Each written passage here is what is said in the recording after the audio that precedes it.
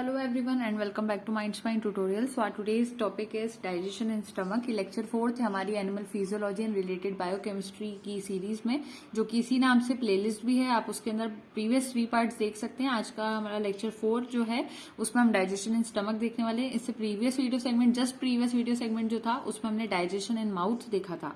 अब हम लोग स्टार्ट करते हैं स्टमक के साथ. स्टमक जो होता है उसको कहा जाता है, ये थिक वॉल्ड मस्कुलर बैग है. इस स्टमक को कहा जाता है कि इसकी जो वॉल होती है वो बहुत ज्यादा थिक होती है, क्योंकि अगर बहुत ज्यादा थिन वॉल वाला स्टमक होता तो वहां डाइजेशन इजीली नहीं हो पाता. और दूसरी बात, ये एक मस्कुलर बैग जैसा दिखाई देता है. इसके अंदर गैस्ट्रिक म्यूकोसा की लाइनिंग होती है ऑल ओवर दी सरफेस. फिर उसके बाद स्टमक को 3 पार्ट्स में डिवाइड किया गया है. तो ऐसा कहा जाता है कि stomach is usually divided into fundus, cardiac and pyloric stomach. 3 portion में डिवाइड करते हैं. लेटर स्टमक में इन 3 पार्ट्स के बाद जो चीज आती है वो कहलाती है ड्यूडेनम, जो कि इंटेस्टाइन का एक पार्ट रहता है, लेकिन इसके बाद ड्यूडेनम ही आता है. So later it is followed by, यहाँ पर पाइलोरिक के आगे आप चाहो तो लिख सकते हो later it is followed by duodenum. Complete mucosa जो होती है, ये पूरी जो म्यूकोसा स्टमक में पाई जाती है, इसमें हर जगह गैस्ट्रिक ग्लैंड्स भी पाए जाते हैं. सो म्यूकोसा में होता क्या है, गैस्ट्रिक ग्लैंड्स होते हैं. गैस्ट्रिक ग्लैंड्स होते हैं. और जो गैस्ट्रिक ग्लैंड्स होते हैं वो क्या करते हैं, वो डाइजेस्टिव जूसेस को सिक्रीट करते हैं. डाइजेस्टिव जूसेस को सिक्रीट करते हैं, क्योंकि डाइजेशन वही चीज कर पाएगी, तो डाइजेस्टिव जूसेस को सिक्रीट करते हैं. और जो पाइलोरिक ग्लैंड्स होते हैं वो भी यहाँ पर इसी वजह से कहना चाहिए कुछ तरह के एसिड प्रोड्यूस करते हैं. लेकिन जो पाइलोरिक ग्लैंड्स होते हैं, ये तो गैस्ट्रिक ग्लैंड्स की बात की मैंने, एक और यहाँ पर स्पेशली अगर बात की जाए पाइलोरिक ग्लैंड्स की, पाइलोरिक ग्लैंड्स तो ये कहाँ पर लोकेटेड होते हैं, तो ये जो म्यूकोसा होती है एंट्रल पार्ट ऑफ स्टमक की, वहां लोकेटेड होते हैं. सो म्यूकोसा में तो होंगे, लेकिन कहा कि mucosa of enteral part of stomach, वहां पर पाए जाते हैं. ये बात यहाँ क्लियर हो जाती है. उसके बाद ये क्या प्रोड्यूस करते हैं, तो स्टमक के बाद फिर उसके बाद ये प्रोड्यूस करते हैं एसिड को प्रोड्यूस करते हैं, और उससे डाइजेशन इजीली परफॉर्म किया जा सकता है. अब जब फूड जो भी खाना खाया गया है ऑर्गेनिज्म के थ्रू, जब वो माउथ से पास होकर स्टमक तक पहुंचता है, तो स्टमक के अंदर फूड जो होता है पूरी तरह से उसको चर्न किया जाता है, यानी कि उसको प्रेस करेगा स्टमक, उसमें जूसेस मिक्स करेगा. जैसे एक वॉशिंग मशीन में जब कपड़े डाले जाते हैं तो किस तरह से मिक्स करता है, उसी तरह से कहीं ना कहीं फूड के साथ भी यहाँ पर जितने भी gastric juices, digestive juices, acid है, उनको मिक्स किया जाता है. तो यहाँ पर होता क्या है कि स्टमक में जैसे ही फूड पहुंचा तो वहां पर स्टार्ट होता है churning of food. Churning of food start हो जाता है. यहाँ पर चर्निंग ऑफ फूड तब तक चलता रहता है जब तक जो फूड स्टमक में पहुंचा था वो एक थिक सूप में ना बदल जाए. अब ये थोड़ा सा ऑकवर्ड लग सकता है बोलने में कि ये किस तरह की टर्मिनोलॉजी यूज की गई, बट स्टिल मेडिकल टर्मिनोलॉजी में उसको इसी तरह से एक्सप्लेन किया गया, और उसको कहने लगते हैं काइम. क्या कहते हैं इसको, काइम कहते हैं. और फिर उसके बाद कहीं ना कहीं स्टमक में पेरिस्टाल्टिक वेव बनने लगती है, जो कि कार्डियक पार्ट में बनती है, जिस वजह से खाना जो रहेगा, फूड जो रहेगा, वो पाइलोरिक एंड की तरफ बढ़ने लगेगा. उससे फूड जो होगा वो कॉन्स्टेंटली फोर्स किया जाता है कि वो एंड की तरफ आ जाए, यहां से एंड की तरफ पहुंचाना है फूड को. जब सब चीज काइम तैयार हो जाता है तो पेरिस्टाल्टिक मूवमेंट शुरू होते हैं, जिससे कि स्टमक में यहाँ जो फूड भरा था वो नीचे की तरफ पास होने लगे. और ये पेरिस्टाल्टिक मूवमेंट्स कॉन्स्टेंटली होते हैं, फूड को फोर्स करते हैं जिससे कि वो एंड में चले जाए, यानी कि इसको कहते हैं पाइलोरिक पंप. इसी को पाइलोरिक पंप कहते हैं. अगर आपने कहीं सुना होगा पाइलोरिक पंप वर्ड तो आपको पता होना चाहिए. तो ये तैयार होने के बाद क्या होता है, पेरिस्टाल्टिक वेव्स बनने लगती हैं. पेरिस्टाल्टिक वेव्स कहाँ बिगिन करती है, begin in cardiac part. Cardiac part में शुरू होती है. उसके बाद कहां जाती है, तो इसके बाद वो जाती है towards pyloric and. Pyloric and में जाती है, और फिर कॉन्स्टेंटली फूड को आगे की तरफ पुश किया जाता है, फोर्स करा जाता है कि वो एंड की तरफ चले जाए, यहां से वो एंड की तरफ आ जाए, इसलिए फोर्स करते हैं उसको. इसी को क्या कहते हैं, इसी को कहते हैं pyloric pump. I hope terminologies यहाँ पर क्लियर होंगी. एक सेकंड यार, विजिबल नहीं था, आई एम सॉरी.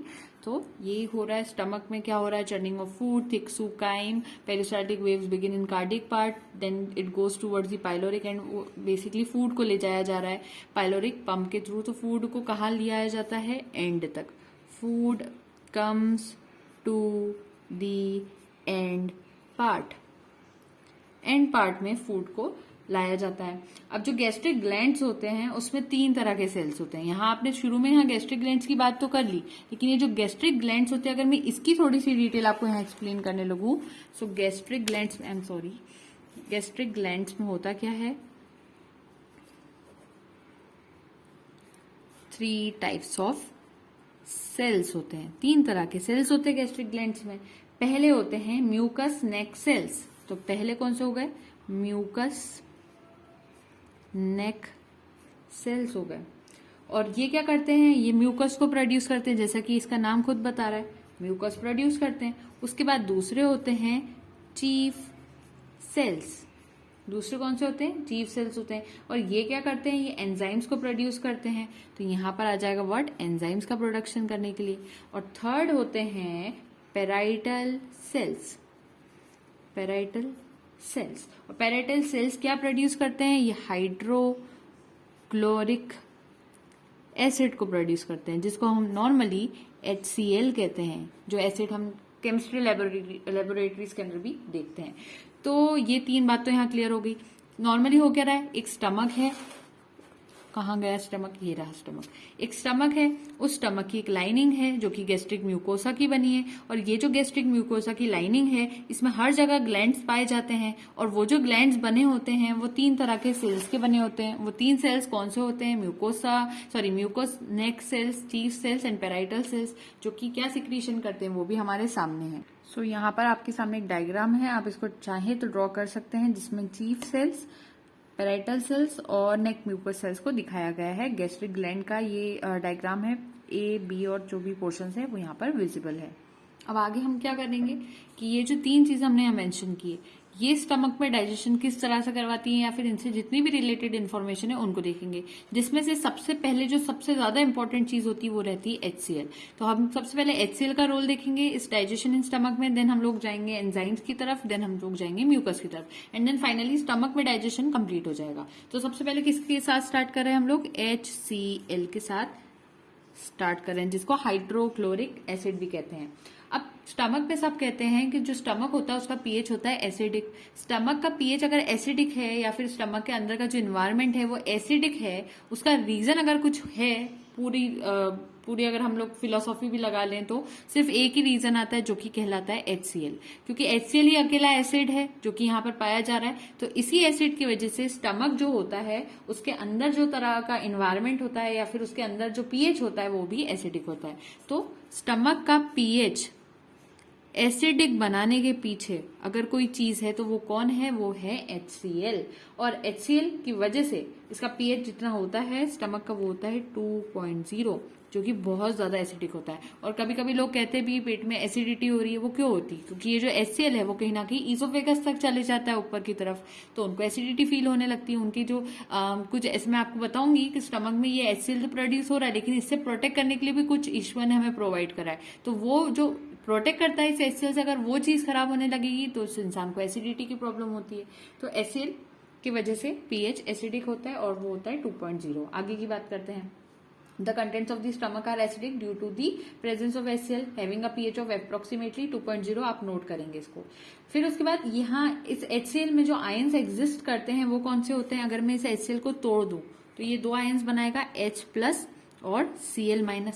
यही आयंस टूटेंगे इसके अंदर, H+ एंड Cl-, जो कि फिर हम कह सकते हैं अगर हमने HCl को तोड़ दिया तो हम ये कह रहे हैं यहाँ पर कि जो गैस्ट्रिक जूस होता है, गैस्ट्रिक जूस, उसमें ये आयंस पाए जाते हैं। हम ये भी कह सकते हैं कि gastric juice contains H+ and Cl- ions. ये बात यहाँ क्लियर होती है। और ये जो HCl होता है इसके बहुत सारे फंक्शंस होते हैं, सिर्फ 1-2 फंक्शन ही कि डाइजेशन करेगा, बल्कि उससे ज्यादा फंक्शंस हैं हमारे अंदर, क्योंकि ये HCl भी बहुत इंपॉर्टेंट है।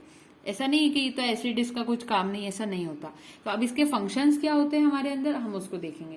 पहला फंक्शन अगर मैं बताऊं तो ये हमें हेल्प करता है इन डिसॉल्विंग दी लाइमी मटेरियल बिटवीन सेल्स। तो पहला इसका फंक्शन देख रहे हो आप HCl के, फंक्शंस ऑफ HCl, जिसमें से पहला मैंने कौन सा कहा यहाँ पर, डिसॉल्विंग, यहाँ लिखते हैं हम लोग, डिसॉल्विंग दी लाइमी मटेरियल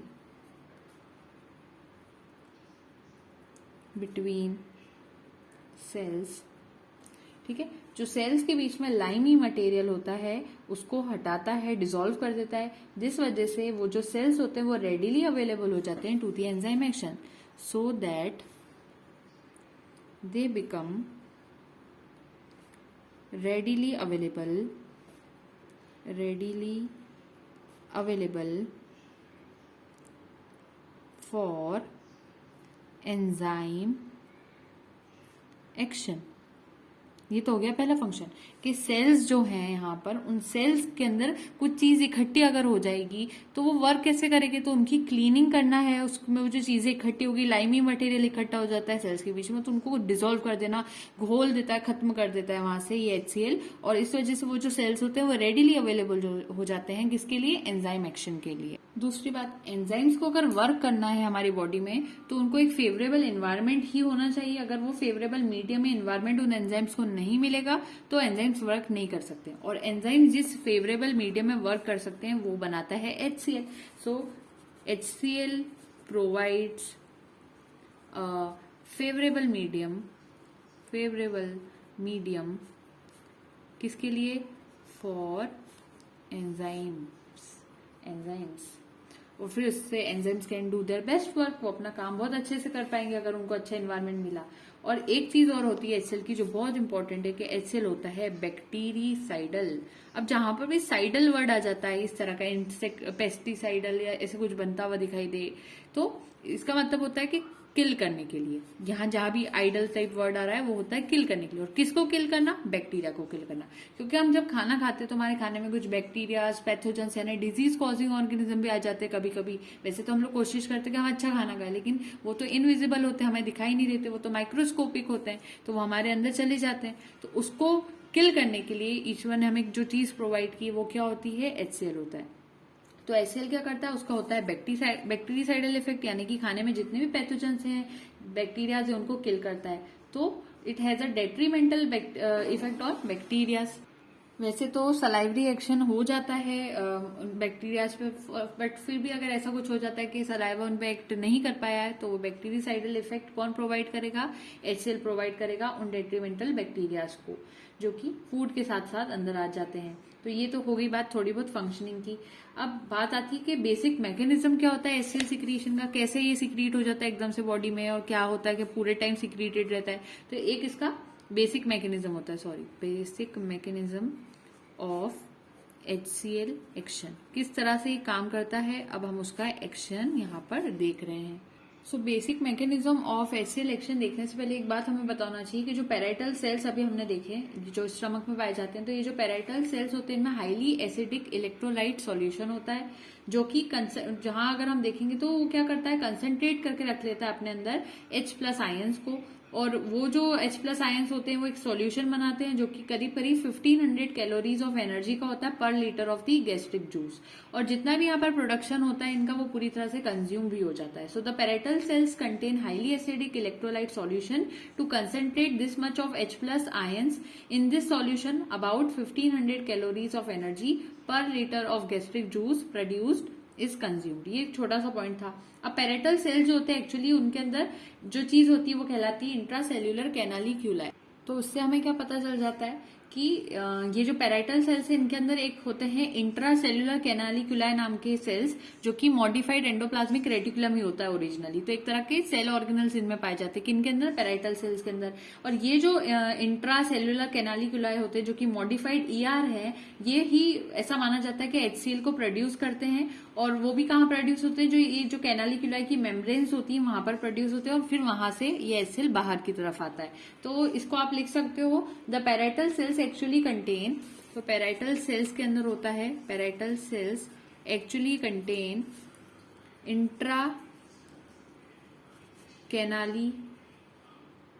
इंट्रासेल्यूलर लिखना था पहले यहाँ पर, इंट्रासेल्यूलर कैनालिक्यूलाई, ये इसमें पाया जाता है, जो कि क्या होते हैं, मॉडिफाइड ER होता है। और ये करता क्या है, इट पॉसिबली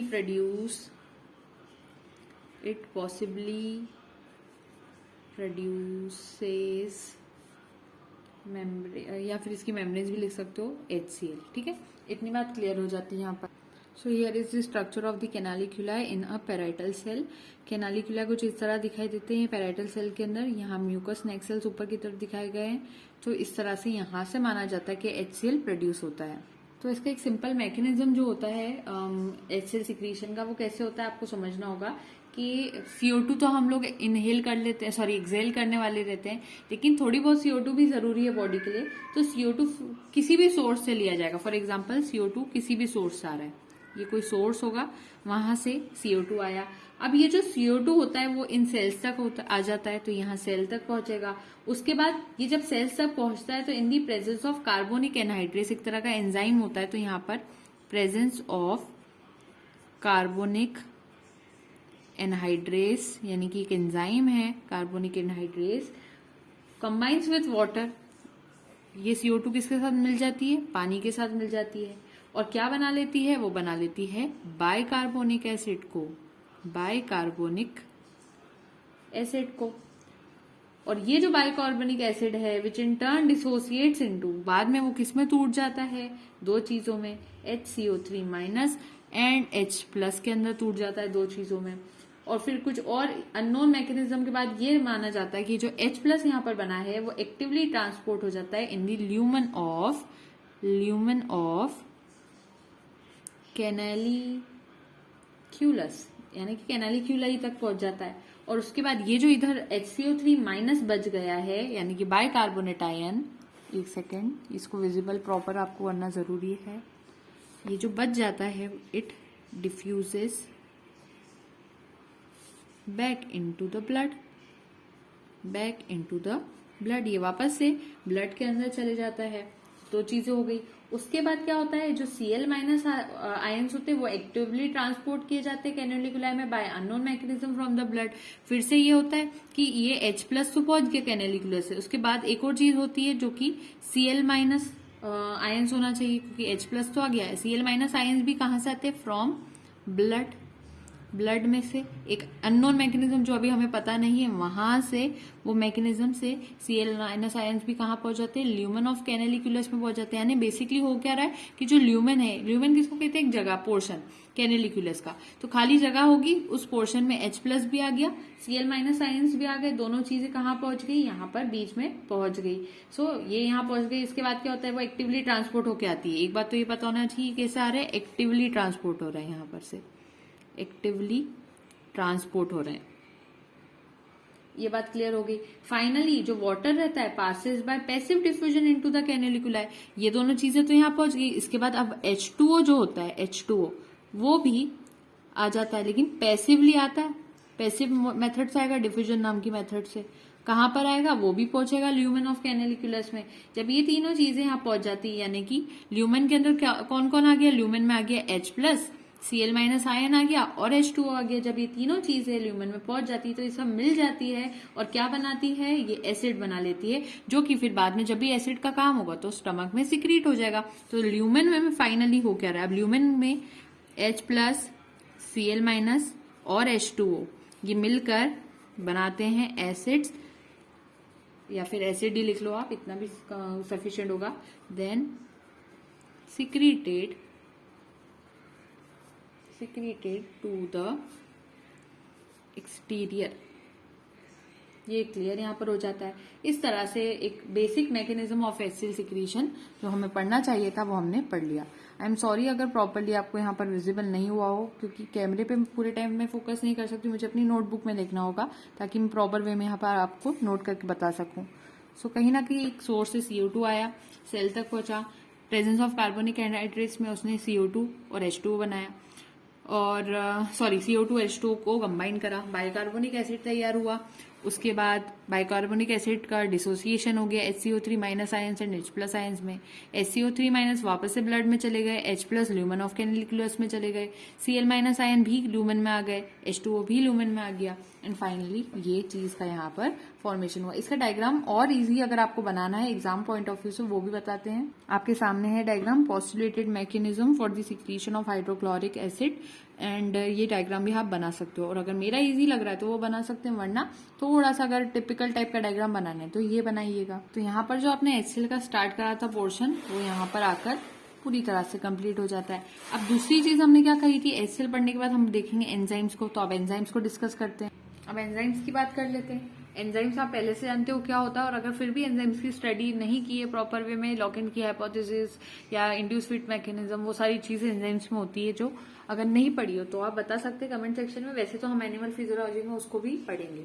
सो एंजाइम्स की बात करते हैं। एंजाइम्स जो रहते हैं वो चीफ सेल्स से सिक्रीट होते हैं, जैसा कि अभी हमने 3 सेल्स का डिस्कस करा था। तो चीफ सेल्स जो होते हैं वहां से एंजाइम का सिक्रीशन होता है। तो चीफ सेल्स को मैं CC लिख देती हूँ, यहाँ से एंजाइम्स यहाँ पहुंचते हैं और उनका मैन्युफैक्चर, स्टोरेज, सिक्रीशन, वो सभी चीजें वहीं होने वाली है चीफ सेल्स में। चीफ सेल्स जो होते हैं वो जिन एंजाइम्स को सिक्रीट करते हैं, बेसिकली एंजाइम तो एक कॉमन टर्मिनोलॉजी, लेकिन चीफ सेल्स जिनको सिक्रीट कर रहे हैं वो होता है पेप्सिनोजन। क्या होता है? पेप्सिनोजन होता है। और पेप्सिनोजन जो होता है वो प्रीकर्सर होता है पेप्सिन का। ये क्या होता है?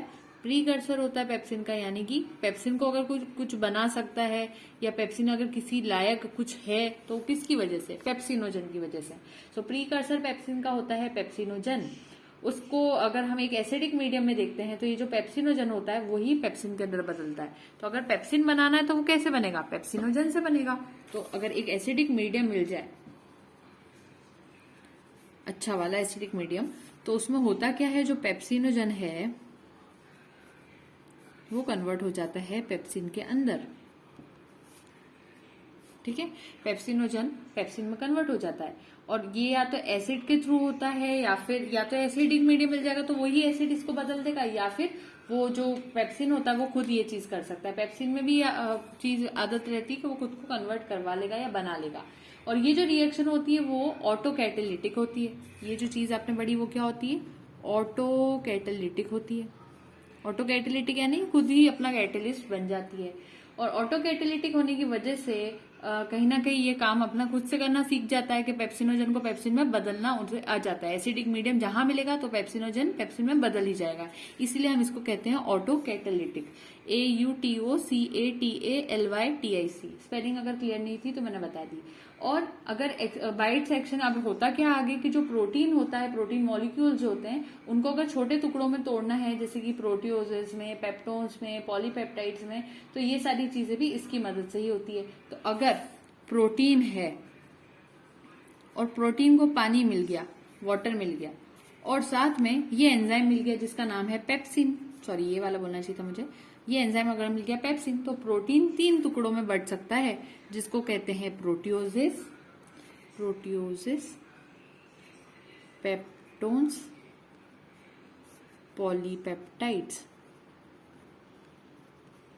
ठीक है, तो आप क्या लिखोगे? By the action of pepsin protein molecules are broken down into proteoses, peptones and polypeptides, all of which are soluble in water. और ये सभी H2O में सॉल्युबल होते हैं, H2O सॉल्युबल होते हैं।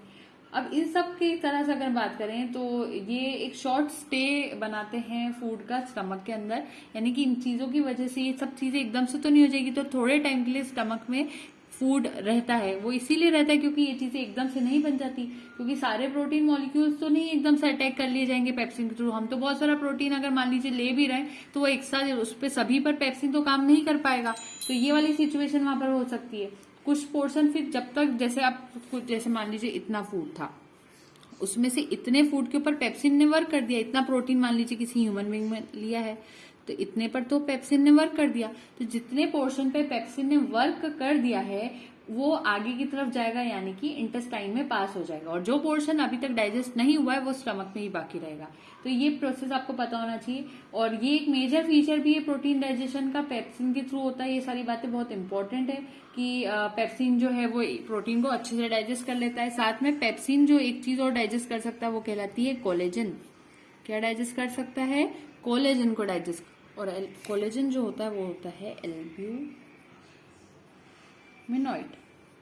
कोलेजन पर अगर कोई अच्छे से, अगर कोई अकेला ऐसा एंजाइम है जो वर्क कर सकता है तो वो होता है पेप्सिन। इसके अलावा और कोई वर्क नहीं कर सकता कोलेजन पे इतने अच्छे से जैसा कि पेप्सिन करता है। ठीक है, सो सिंस द कोलेजन जो है अगर हम बात करें वो एक मेजर कॉन्स्टिट्यूएंट होता है इंटरसेल्यूलर कनेक्टिव टिश्यू का, मीट का, तो उसको डाइजेस्ट भी बहुत पहले करना जरूरी है, क्योंकि कोई और एंजाइम तो उसको डाइजेस्ट कर नहीं पाएगा। सिर्फ कोलेजन को कौन डाइजेस्ट कर सकता है? पेप्सिन कर सकता है। तो पहली फुर्सत में अगर किसी को डाइजेस्ट करना होता है तो वो चीज होती है कोलेजन, क्योंकि ये बहुत मुश्किल से डाइजेस्ट होता है।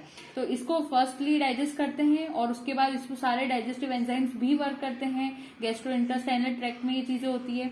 मीट के अंदर पेनिट्रेट करते हैं सारे ये एंजाइम्स और जूसेस, उसकी जितनी भी सेल्यूलर प्रोटीन होता है उसको डाइजेस्ट कर देते हैं। इस तरह से प्रोटीन का डाइजेशन होता है। तो इस पूरे डिस्कशन से हमें क्या पता चला कि एक पर्सन जो है वो relatively laser peptic activity show कर रहा है अगर, तो अगर उसके पेट में अगर अच्छे से ये वाली एक्टिविटीज नहीं हो रही है, पेप्सिन वगैरह रिलीज अच्छा नहीं हो रहा अगर किसी इंसान में, तो वो प्रोटीन को डाइजेस्ट नहीं कर पाएगा और मीट को भी डाइजेस्ट नहीं कर पाएगा। तो बहुत जरूरी है अगर कोई इंसान मीट वगैरह कंज्यूम कर रहा है तो उसकी बॉडी में पेप्टिक एक्टिविटी बहुत अच्छी हो, ये आपको पता होना चाहिए। ठीक है, तो ये मैंने एक्स्ट्रा पॉइंट बताया थोड़ा सा। So owing to the short stay of food in stomach, not all the protein molecules are attacked by the pepsin. Some pass on into the intestine. One of the major features of protein digestion by pepsin is its ability to digest collagen, which is basically an albuminoid and is affected least by other enzymes. And since the collagen is major constituent of intercellular connective tissue of meat, किसका part होता है ये तो मैंने note ही नहीं करा, intercellular connective tissue of meat, it must be digested first in order to allow other digestive enzymes of gastrointestinal tract to penetrate meat and digest cellular proteins. From this discussion, it can be easily understood why person with relatively lesser peptic activity find it difficult to digest meat properly. यहाँ एक बात और क्या याद रखना, अगर peptic activity किसी human में, किसी इंसान में कम होगी तो डाइजेशन ऑफ मीट भी कम हो जाएगा, वो मीट को डाइजेस्ट नहीं कर पाएगा। ये इंपॉर्टेंट पॉइंट आपको याद रखना है। इसके अलावा ये तो आपने पूरी पेप्सिन वगैरह की बातें कर ली। एक एंजाइम और होता है जो कि यहाँ से सीक्रेट होता है, जिसको कहते हैं रेनिन। ये भी एक एंजाइम होता है, रेनिन एंजाइम। और ये जो रेनिन एंजाइम है ये जिसमें पाया जाता है उसको कहते हैं यंग मैमल्स। सिर्फ यंग मैमल्स में पाया जाता है, छोटे बच्चों में भी पाया जाता है, काउस वगैरह में भी होता है। ये क्या करता है, ये रेनिन एंजाइम ये वर्क करता है कैसिनोजन में। और कैसिनोजन एक तरह का मिल्क होता है, प्रोटीन होता है मिल्क का। तो सिर्फ छोटे बच्चे जो रहते हैं, हम जब ह्यूमन बींग्स अगर एडल्ट फॉर्म में जा रहे हैं, बड़े हो जाते हैं, तो उनके अंदर रेनिन जो होता है वो वहां पर नहीं बनता। सिर्फ जो छोटे बच्चे होते हैं, यंग मैमल्स होते हैं, उन्हीं में रेनिन एंजाइम बनता है। तो रेनिन एक एंजाइम है जिसको चीफ सेल सिक्रीट कर रहे हैं, ये बात क्लियर हो गई। उसके बाद ये एक्ट किस पे करता है, एक्ट ऑन कैसिनोजन, कैसिनोजन पे एक्ट करता है, जो कि क्या है, मिल्क प्रोटीन है। मिल्क में भी प्रोटीन होता है, तो वो जो मिल्क में प्रोटीन पाया जाता है उसी को कहते हैं कैसिनोजन। तो ये जो कैसिनोजन है इसको इजीली कोई भी डाइजेस्ट नहीं कर सकता। तो इस कैसिनोजन को अगर कोई चीज डाइजेस्ट कर सकती तो वो क्या होता है, रेनिन होता है। तो रेनिन भी एक तरह का पेप्सिन का ही फॉर्म होता है। जैसे पेप्सिन था ना, उसका भी एक प्रीकर्सर था, वो प्रीकर्सर जब तक जो है वो कन्वर्ट होकर पेप्सिन बनाता था, यानी कि पेप्सिनोजन पेप्सिन बनाता था। उसी तरह से अगर रेनिन बनाना है तो रेनिन को बनाने के लिए भी हमें एक जरूरत की चीज जरूरी होती है, जिसको कहते हैं इनएक्टिव स्टेट ऑफ प्रोरेनिन, यानी कि प्रोरेनिन, वो बनाता है रेनिन। ठीक है, ये बात क्लियर हो गई। और पहले प्रोरेनिन जो रहता है वो इनएक्टिव होता है और ये एक्टिव होता है। ठीक है, जैसे कि ऊपर था कि पेप्सिनोजन जो था, यहाँ पर पेप्सिनोजन ये भी इनएक्टिव था और पेप्सिन भी एक्टिव था। और जैसे ही एसिडिक एनवायरनमेंट मिलता है इस पेप्सिनोजन को तो ये पेप्सिन बना लेता है। उसी तरह से जो प्रोरेनिन है वो भी इनएक्टिव होता है और रेनिन एक्टिव फॉर्म होता है। और जैसे ही इसको प्रॉपर कंडीशन मिलती है ये भी रेनिन बना लेता है। और ये कब बनाता है, ये HCl के कांटेक्ट में जब आएगा, यानी कि एसिडिक मीडियम में ही बनाता है। फिर उसके बाद जैसे ही रेनिन बन जाता है तो रेनिन क्या करता है, वो कैसिनोजन को, यानी कि जो मिल्क प्रोटीन है, इसको स्प्लिट कर देता है 2 टुकड़ों में। और वो जब 2 टुकड़ों में टूटेगा तो उसको एक एक्शन के थ्रू तोड़ेगा। वो तो क्या करेगा, मैं लिखती जाती हूँ, कैसिन एंड वे। ठीक है, कैसिनोजन पे जब ये रेनिन काम करेगा तो कैसिनोजन 2 टुकड़ों में टूट जाएगा, जिसको कहते हैं पहला हो जाएगा कैसीन और दूसरा हो जाएगा वे, और ये एक्शन हो गया। फर्दर उसके बाद रेनिन क्या करता है, वो और रिएक्ट करता है कैसीन के साथ, जिस वजह से ये जो कैसीन है वो बदल जाता है पैरा कैसीन के अंदर। फिर ये जो पैरा कैसीन बन गया, फिर उसके बाद ये कंबाइन करता है कैल्शियम के साथ और वो बना लेता है पैरा कैसीनेट। तो पैरा कैसीन अब जाएगा कैल्शियम के साथ कंबाइन करेगा और बना लेगा पैरा कैसीनेट, और पूरा नाम हो जाएगा कैल्शियम पैरा कैसीनेट। इस तरह से बनता है कैल्शियम पैरा कैसीनेट। तो हो क्या रहा है, रेनिन एक एंजाइम होता है जो यंग मैमल्स में पाया जाता है। ये जो रेनिन है वो किस पे एक्ट करता है, कैसिनोजन पे एक्ट करता है। कैसिनोजन क्या होता है कि मिल्क में पाया जाने वाला जो प्रोटीन होता है उसी को कैसिनोजन कहते हैं। रेनिन बनता कैसे है, जो प्रो रेनिन रहता है उसके ऊपर अगर HCl काम करने लगेगा तो वो इनएक्टिव फॉर्म से एक्टिव फॉर्म में बदलता है, जिसको रेनिन कहते हैं। रेनिन जैसे ही इस कैसिनोजन पे वर्क करता है तो कैसिनोजन दो टुकड़ों में टूट जाता है। पहला होता है कैसीन, दूसरा होता है वे। कैसीन के ऊपर फिर से रेनिन और काम करता है तो फिर कैसीन पैरा कैसीन में बदल जाता है। फिर पैरा कैसीन जैसे ही बन जाता है तो उसके साथ कैल्शियम जो होते हैं वो आके मिक्स हो जाते हैं। जब पैरा कैसीन और कैल्शियम आपस में मिक्स हो जाएंगे तो बनता है कैल्शियम पैरा कैसीनेट। और ये जो चीज होती है वो रहती है इनसॉल्युबल। ये क्या होती है, इनसॉल्युबल होती है।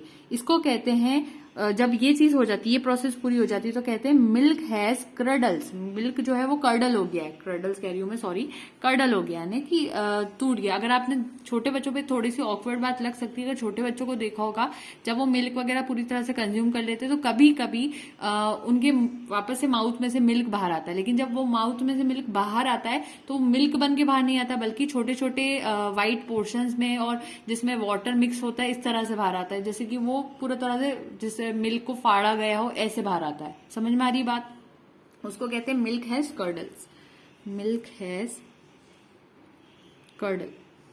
ठीक है, जैसे कि अगर आपने देखा होगा जब हमें फॉर एग्जांपल बनाना है पनीर फॉर एग्जांपल, तो दूध में हम जब नींबू को छिड़कते हैं तो कैसा हो जाता है पनीर, वो अलग हो जाता है और पानी अलग हो जाता है। उसी तरह से बेबीज के अंदर भी ये चीज कहीं ना कहीं हो जाती है। तो मिल्क हैज कर्डल्स, और क्रडल्स भी आप इसको कह सकते हो। आपको दोनों चीज आपके टीचर्स ने बताई होगी, मैं दोनों नोट कर देती हूँ। ठीक है, तो ये बात हो जाती है। और ये जो क्रडल्स होते हैं वो देन उसके ऊपर पेप्सिन फिर से वर्क करता है, जो अभी ऊपर पढ़ा हमने पेप्सिन, वो उस पर वर्क करता है और उसका और फर्दर डाइजेशन हो जाता है। तो कहीं ना कहीं इस तरह की रिएक्शन होती है। प्रो रेनिन ने बनाया रेनिन एसिल की प्रेजेंस में, रेनिन मिला कैसीन के साथ बना para casein, para casein calcium के साथ मिला बना कैल्शियम पैरा कैसीनेट, कैल्शियम पैरा कैसीनेट क्रडल हो गया।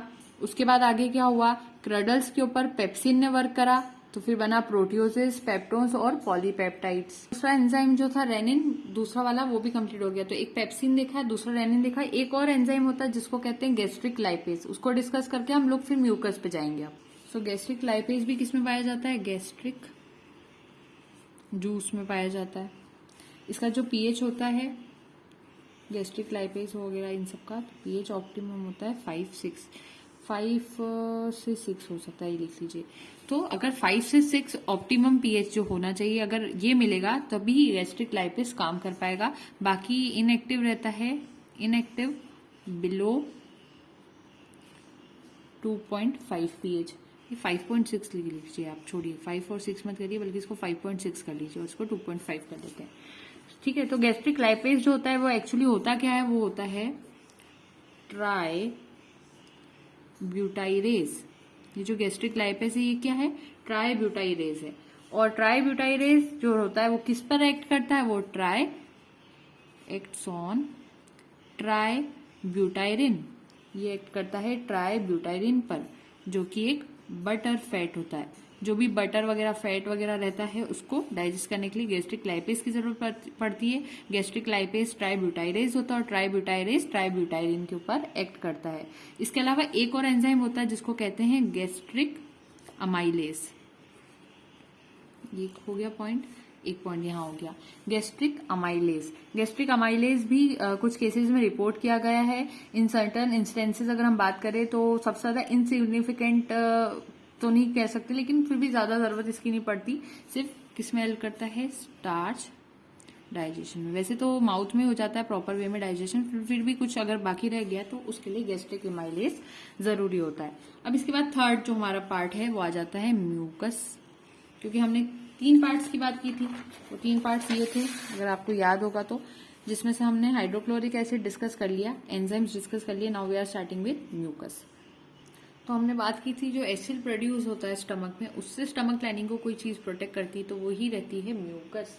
सो म्यूकस जो रहते हैं, कुछ ग्लैंड्स जो पाए जाते हैं स्टमक के अंदर, वो म्यूकस सिक्रेटिंग सेल्स उनमें होंगे, इसी वजह से वो म्यूकस को सिक्रेट कर रहे हैं। और ये जो म्यूकस सिक्रेटिंग सेल्स हैं जिस पोर्शन में पाए जाते हैं वो पार्ट होता है pyloric and cardiac part of stomach. Pyloric और कार्डियक पार्ट जो होता है स्टमक का, वहां पर पाए जाते हैं म्यूकस सिक्रेटिंग सेल्स, यहाँ पर पाए जाएंगे। उसके बाद ये स्ट्रक्चरली सिमिलर होते हैं गैस्ट्रिक ग्लैंड्स की तरह, जैसे कि गैस्ट्रिक ग्लैंड्स होते हैं उसी तरह से ये भी होते हैं, लेकिन but contain almost no chief and parietal cells. लेकिन इसमें कोई चीफ या पैराइटल सेल्स नहीं होते, no chief and parietal cells. यहाँ पर ये चीज याद रखनी है। जितने भी म्यूकस सेल्स होते हैं वो थिन म्यूकस को सीक्रेट करते हैं, जो कि प्रोटेक्शन ऑफ स्टमक वॉल के लिए जरूरी है। सो mucus is important for protecting stomach wall। ये बात यहाँ हो जाती है। इसके अलावा जो सरफेस होता है स्टमक का, वहां पर भी अगर आप देखोगे तो इन स्पेसिफिक ग्लैंड्स के बीच बीच में भी एक continuous layer of mucus cells पाई जाती है, जो कि वहां पर copious quantities of thick viscous mucus को सिक्रीट करती है। और म्यूकस एल्कलाइन होता है, ये भी पता होना चाहिए। म्यूकस कैसा होता है? एल्कलाइन होता है। तो ये एक stronger shell of mucus gel बना लेते हैं for protection against the acid. ये सारी बातें आप म्यूकस के लिए याद रखेंगे। इसके अलावा अगर मैं आगे बात करती हूँ तो अगर एक कंटेंट अगर हमें देखना है नॉर्मल ह्यूमन गैस्ट्रिक जूस का फास्टिंग स्टेट में, तो वो कैसा होता है वो देख लेते हैं। So here are the contents of normal human gastric juice in fasting state. Cations, anions, pepsins, gelatinase, mucus, gastric lipase, intrinsic factors, rennin जो कि इन काव्स में ही पाया जाएगा और छोटे यंग मैमल्स में पाया जाएगा, और वाटर। ये सारी चीजें होती है गैस्ट्रिक जूस में। इसमें से ये जो इंट्रिंसिक फैक्टर है इसको कैसल्स इंट्रिंसिक फैक्टर भी कहते हैं, और इसके बारे में सिर्फ इन्फॉर्मेशन आपको प्रोवाइड कर रही हूँ। ये कहाँ से सिक्रीट होते हैं? तो ये गैस्ट्रिक म्यूकोसा से सिक्रीट होते हैं। और ये इंट्रिंसिक फैक्टर जो होते हैं ये एक्सट्रिंसिक फैक्टर के साथ कंबाइन करते हैं। जैसे एक इंट्रिंसिक होता है फैक्टर, उसी तरह से एक एक्सट्रिंसिक फैक्टर भी होता है। तो ये इंट्रिंसिक फैक्टर किसके साथ कंबाइन कर जाते हैं? वो एक्सट्रिंसिक फैक्टर के साथ कंबाइन करते हैं। और एक्सट्रिंसिक फैक्टर्स कौन होते हैं? तो वो होते हैं विटामिन B12, जो कि हम हमारा जो खाना खाते हैं उसमें से आते हैं। तो हमारे खाने में कौन आ रहा है? एक्सट्रिंसिक फैक्टर आ रहा है, जिसको कहते हैं विटामिन B12। तो विटामिन B12 और जो इंट्रिंसिक फैक्टर है वो दोनों मिलकर कंबाइन हो जाते हैं और एक कॉम्प्लेक्स बना लेते हैं। और इनकी जो इंपॉर्टेंस है वो ये रहती है कि विटामिन B12 जो होता है वो तभी एब्जॉर्ब हो पाएगा हमारी बॉडी में जब वो एक कॉम्प्लेक्स बनाएगा इंट्रिंसिक फैक्टर के साथ। सो अगर इंट्रिंसिक फैक्टर अगर बॉडी में नहीं पाए जाएंगे तो विटामिन B12 एब्जॉर्ब नहीं हो पाएगा बॉडी में, हम उसको अपने अंदर एब्जॉर्ब नहीं कर पाएंगे उस न्यूट्रिएंट को जो हमारे खाने में आ रहा है। और इस वजह से इंसान को हो जाता है एनीमिया, और एनीमिया होगी उसकी बॉडी में विटामिन B12 की डेफिशिएंसी हो जाती है, जिसको पर्नीशियस एनीमिया कहते हैं। सो पर्नीशियस एनीमिया क्या होता है कि अगर होता क्या normal process, intrinsic factor present in body, Castle's factor भी इसको कहते हैं, ये तो बॉडी में पाए जाते हैं। फिर ये क्या करते हैं? कंबाइन करते हैं एक्सट्रिंसिक फैक्टर के साथ, जो कि विटामिन B12 को कहते हैं। ये आता है फ्रॉम फूड, हम जो खाना खा रहे हैं वहां से आता है। तो एक्सट्रिंसिक बाहर से आ रहा है, इंट्रिंसिक अंदर ही रहता है, और ये दोनों मिलकर एक कॉम्प्लेक्स बनाते हैं। ये जो कॉम्प्लेक्स होता है वो एब्जॉर्ब हो जाता है, एब्जॉर्ब्ड बाय अस। लेकिन अगर if intrinsic factor IF is absent in humans, then it causes deficiency of vitamin B12। ठीक है, विटामिन B12 की डेफिशिएंसी हो जाएगी क्योंकि IF नहीं है, तो IF EF के साथ मिल नहीं पाएगा और उसको एब्जॉर्ब नहीं होने देगा। तो विटामिन B12 खाने में आ भी जाएगा तो इंसान उसको एब्जॉर्ब नहीं कर पाएगा और उसको हो जाएगा pernicious anaemia. So, intrinsic factor, also known as Kelsel's intrinsic factor, is secreted by gastric mucosa and combined with extrinsic factor, the vitamin B12 coming via food, make a complex with it. The importance of this lies in that vitamin B12 can only be absorbed in this complex form, that is the intrinsic factor and vitamin B12. And if the intrinsic factor is absent, then anemia may result due to net deficiency of vitamin B12, also known as pernicious anemia. So ये बातें यहाँ थी. अब आती बात control of gastric secretion की. अब ज्यादा बड़ा नहीं है कंट्रोल ऑफ गैस्ट्रिक सिक्रीशन. इसमें होता क्या है, जो गैस्ट्रिक ग्लैंड्स होते हैं वो दोनों नर्वस और हार्मोनल कंट्रोल के अंदर ही रोल प्ले कर पाते हैं, क्योंकि गैस्ट्रिक ग्लैंड्स के हाथों में सब कुछ चीजें नहीं होती. तो गैस्ट्रिक ग्लैंड्स जो होते हैं, गैस्ट्रिक ग्लैंड्स वो कैसे वर्क कर सकते हैं, उनके ऊपर नर्वस और हार्मोनल कंट्रोल वर्क करता है. Nervous and hormonal control. So gastric glands जिस तरह से वर्क करते हैं, नर्वस एंड हार्मोनल कंट्रोल के ही अंडर में वो वर्क कर पाते हैं. इसमें से गैस्ट्रिन हार्मोन भी एक चीज होती है जो आपको पता होना चाहिए. Gastrin hormone. गैस्ट्रिक हार्मोन कहाँ से आता है? म्यूकोसा से आता है. स्टमक की म्यूकोसा लाइनिंग होती है ना, म्यूकोसा ऑफ स्टमक, वहां से आता है और ब्लड के अंदर रिलीज होता है, ब्लड स्ट्रीम में पहुंचाया जाता है. फिर वहां से पास होकर वो एक जनरल सर्कुलेशन में पहुंच जाता है. धीरे धीरे वो पाइलोरिक पार्ट ऑफ स्टमक में भी पहुंचता है. वहां पर वो स्टिमुलेट करता है ग्लैंड्स को कि वो भी सिक्रीशन स्टार्ट करे और लास्ट पार्ट तक पहुंचा देता है सिक्रीशन को. फिर अगर डिस्टेंशन ऑफ स्टमक शुरू होता है तो इस वजह से फ्लो ऑफ गैस्ट्रिक जूस जो होता है वो वहां पर होने लगता है. अगर स्टमक में डिस्टेंशन आएगा तो गैस्ट्रिक जूस जो होंगे वो फ्लो करने लगेंगे. और इसको मीडिएट करने के लिए एक वेगस नर्व रहती है, वो जरूरी होती है. इन दोनों ही मैकेनिज्म को अगर हम देखेंगे तो ये इंटर रिलेटेड होते हैं, क्योंकि जो वेगस स्टिमुलेशन होता है वो यहाँ पर लिबरेशन ऑफ गैस्ट्रिन को कॉज करता है. और इन ऑर्डर कि हम गैस्ट्रिक ग्लैंड्स को अगर देख रहे हैं तो वो अगर अपने जूस को सिक्रीट करना अगर बंद करवाना हम चाहते हैं कि स्टमक अगर एम्प्टी हो जाए तभी हो सकता है, तो उस पर एक हार्मोन एंटेरोगेस्ट्रोन वर्क करता है जो कि वहां से सिक्रीट होता है बाय द ड्यूडेनल म्यूकोसा. फिर फूड जैसे ड्यूडेनम में एंटर करता है तो ये जो हार्मोन यहाँ पर रिलीज हो रहा था, ब्लड स्ट्रीम में जा रहा था और फिर स्टमक तक जा रहा था, वो भी वहां पर कहीं ना कहीं वर्किंग शो करता है या फिर वो अपने काम को रोकने लगता है. इससे गैस्ट्रिक सिक्रीशन रुक जाता है और इससे जो चर्निंग एक्शन स्टमक में चल रहा था वो भी रुक जाता है. तो फाइनल जो कंट्रोल होता है गैस्ट्रिक सिक्रीशन का, इसका पहले एक डायग्राम देखते हैं. तो हो क्या रहा है, यहाँ पर दो प्रोसेस हो रही है. एक ये हो रही है कि स्टमक की जो म्यूकोसा है वो गैस्ट्रिन हार्मोन को रिलीज कर रही है जो ब्लड में जा रहा है. ब्लड में जाने के बाद वो पाइलोरिक पार्ट जो है स्टमक का वहां तक पहुंच रहा है. वहां पर पहुंच के वो ग्लैंड्स को स्टिमुलेट कर देता है ताकि ग्लैंड्स अपना सिक्रीशन शुरू कर देते हैं. ये तो शुरू हो गई ग्लैंड्स की सिक्रीशन. इसके अलावा अगर पेट में खाना पहुंचता है यानी डिस्टेंशन अगर स्टमक का होता है तो वो भी क्या करता है, उस वजह से भी एक चीज होती है कि flow of gastric juice start होता है. तो गैस्ट्रिक जूस दो तरह से बॉडी में आते हैं, स्टमक में आते हैं. एक प्रोसेस तो ऊपर है और एक प्रोसेस नीचे है. तो ये वाली जो है नीचे वाली distension of stomach causes the flow of gastric juice, लेकिन वो किससे मीडिएटेड होता है? Only mediated through the vagus nerve. So ये जो दोनों मैकेनिज्म है वो एक दूसरे से इंटर रिलेटेड होते हैं, क्योंकि कहीं ना कहीं जो वेगस स्टिमुलेशन है वो इन दोनों का शुरुआत करवा रहा है यहाँ पर गैस्ट्रिन रिलीज करवाने की. गैस्ट्रिन जो हार्मोन है उन दोनों को रिलीज करवाने के लिए यहाँ पर वही हेल्प कर रहा है वेगस नर्व. तो ये बात तो यहाँ हो गई क्लियर. तो इस तरह से जो सिक्रीशन शुरू हुआ ग्लैंड्स का, लेकिन एक टाइम ऐसा आएगा जब ग्लैंड्स के सिक्रीशन को रोकना है. तो उस टाइम पर क्या होगा? ये तो शुरुआत करने का था, अब रोकने का देखते हैं.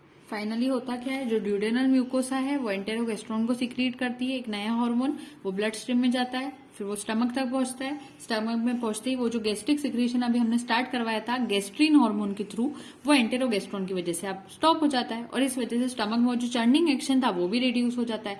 तो ये प्रोसेस होगी स्टॉपिंग के लिए. अगर स्टॉप करवाना है जो सिक्रीशन तो उसके लिए आप ये फ्लो चार्ट याद रखेंगे. और अगर स्टार्ट करवाना है, ये स्टार्टिंग के लिए, ये स्टार्ट के लिए था, स्टार्ट के लिए. ठीक है, तो ये दो चीजें थी. और यहाँ पर हमारा पूरा जो पोर्शन था यानी कि डाइजेशन इन स्टमक का वो कंप्लीट होता है. इसके बाद डाइजेशन इन इंटेस्टाइन टॉपिक रहेगा आपको, जो कि नेक्स्ट वीडियो सेगमेंट रहेगा. आज हमने ऑलरेडी बहुत सारी चीजें देख ली हैं. तो हमने कुछ इस तरह स्टार्ट करा, स्टमक यहाँ से गया, पूरा पढ़ते पढ़ते हम लोग गैस्ट्रिक ग्लैंड्स, गैस्ट्रिक सेल्स. उसके बाद हम आगे बढ़े, हमने यहाँ पर बेसिक मैकेनिज्म एचसीएल एक्शन करेगा, एचसीएल को डिटेल में देखना शुरू करा था पहले तो. फिर उसके बाद और आगे गए, ये पूरी डिटेल हुई. उसके बाद हमने एंजाइम्स को स्टार्ट करा. एंजाइम्स को पढ़ते हुए हम लोग पूरे नीचे तक आ रहे हैं. यहाँ पर ये पूरी चीजें हो गई. फिर उसमें यहाँ तक तो पूरा एंजाइम चल रहा था. फिर यहाँ से हमने म्यूकस पढ़ा. म्यूकस पढ़ने के बाद पर्नीशियस एनीमिया देखा. फिर इंट्रिंसिक फैक्टर को डिस्कस करा. Then finally control of gastric secretion की स्टार्टिंग और उसकी स्टॉपिंग को देखा. सो हम लोग फाइनली हमारे इस टॉपिक पर पहुंच गए. So thank you so much and don't forget to like, share and subscribe. Happy learning.